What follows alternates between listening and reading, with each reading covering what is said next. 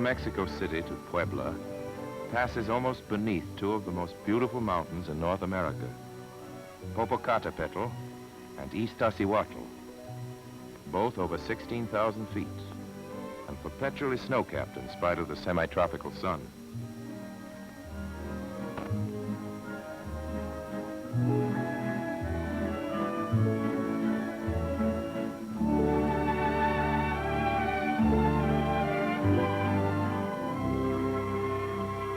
Aztec legends tell that Popocatepetl is the lover of the sleeping woman in white, who waits eternally at her feet for the moment of her awakening. The road to Puebla winds across a high plateau, the oldest part of a very old Mexico.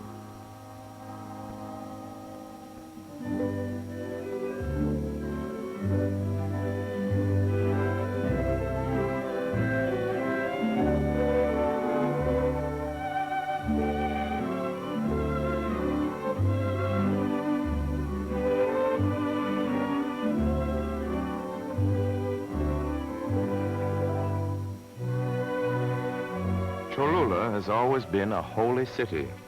When the Aztecs first came here, they built a temple pyramid above another which must have been 1,000 years old, even at that distant time.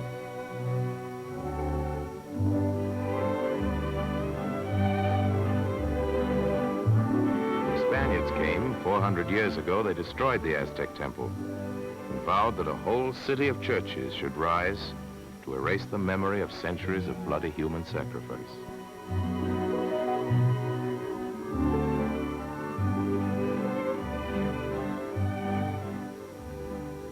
As time passed, population shifted. It's jokingly said that Cholula now has a church for every inhabitant.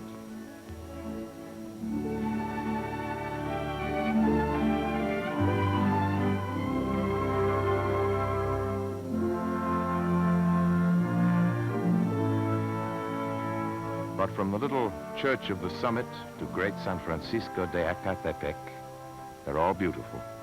Certainly should lead you to see this holy city of the Valley of Puebla.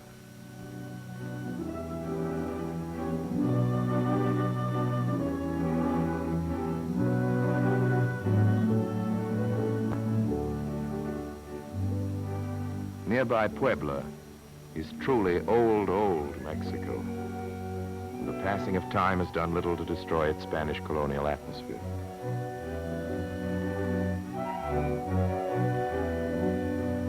It was long a center of trade between Mexico and Spain, so the architecture of this old city shows a definite Andalusian influence. However, this beautiful grill work was made by a Yankee foundry established in Puebla in 1825.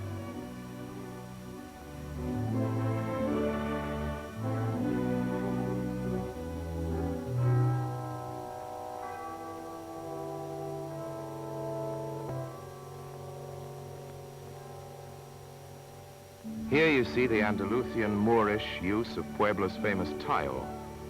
This is La Casa de Alfenique. It really means almond cake in Spanish, and in English would translate roughly into the gingerbread house.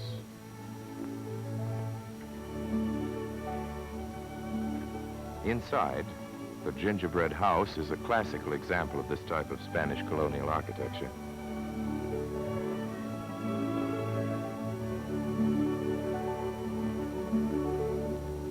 Probably the most amazing example of this colonial era ornamentation in Puebla is in the Capilla del Rosario.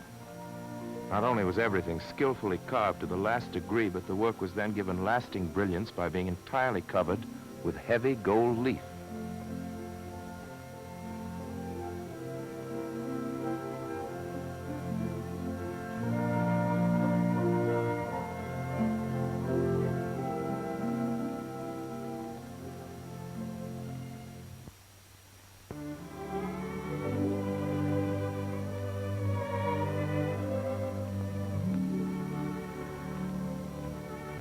Puebla is also noted for its fine serapes, which are not only colorful, but very necessary in the nippy morning air.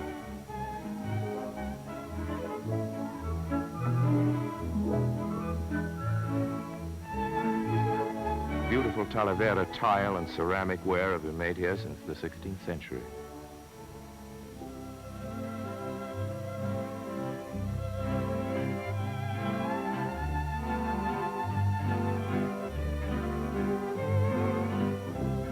Now you regretfully leave mellow Puebla and wander with the road to a warmer part of the country.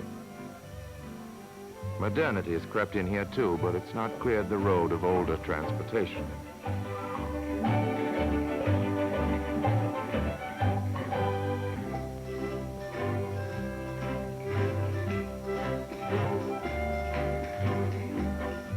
Fortin de Las Flores is a delightful little town almost hidden in flowers. So many millions of blossoms that even the children consider it charity if you buy them.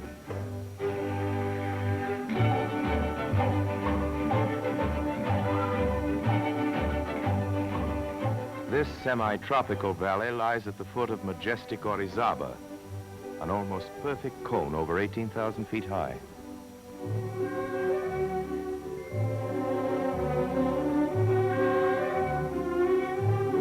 Fortin de Las Flores has a modern hotel more than worth your while. In spite of the nearby snow, the water is always warm.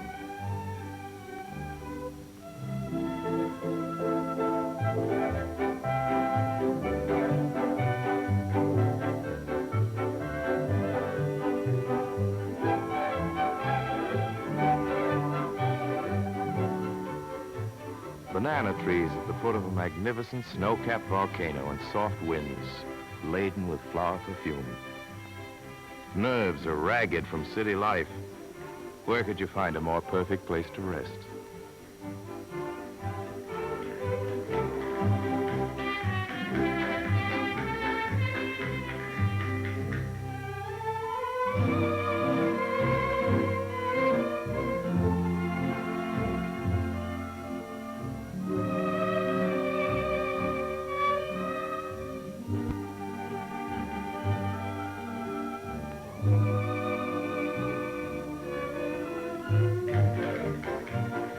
Rest and peace and an abundance of tropical fruit.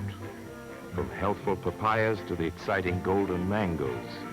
And after having eaten perfectly, you may even have coffee with sugar in it. Both grown only a few miles from where you sit in this garden-like country.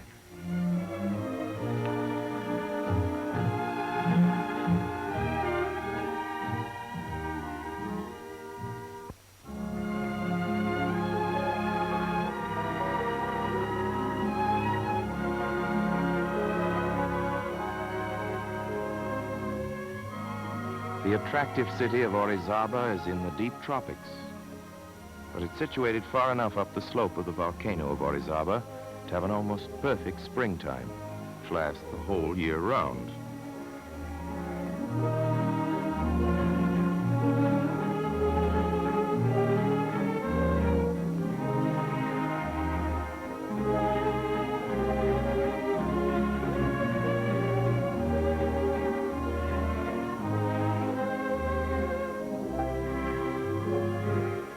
Orizaba is industrial, but that adds to its charm because of the way in which the industries came into being. Cotton spinning was a home industry here long before Aztec times, so modern Mexicans merely moved it from homes into centrally located mills. They always had tobacco, so now they merely make it into cigars. Plan to spend days here next time. You won't start to pack for a week, and it may even be a month before you can get away from lovely Orizaba.